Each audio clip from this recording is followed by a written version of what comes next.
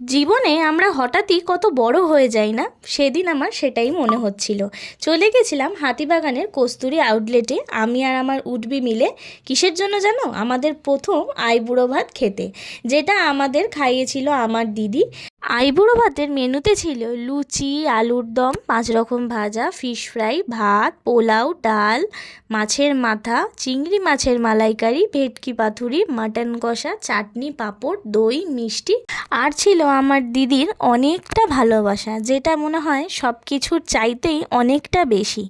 এতে বসে মনে পড়ছিল যে এই ছোটোবেলা থেকে মা 5 পদ রেঁধে বেড়ে জন্মদিনে খাওয়ানো থেকে হঠাৎ করেই আইবুড়ো ভাতের থালায় কনভার্ট হয়ে গেছে জিনিসটা।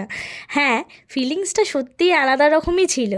আমাদের ভিডিওটা কেমন লাগলো সবাই জানিও। আর আমাদের এই রকম ভিডিও পেতে আমাদের চ্যানেলটিকে সাবস্ক্রাইব করে কমেন্টে জানিও ভিডিওটা কেমন লাগলো। টাটা।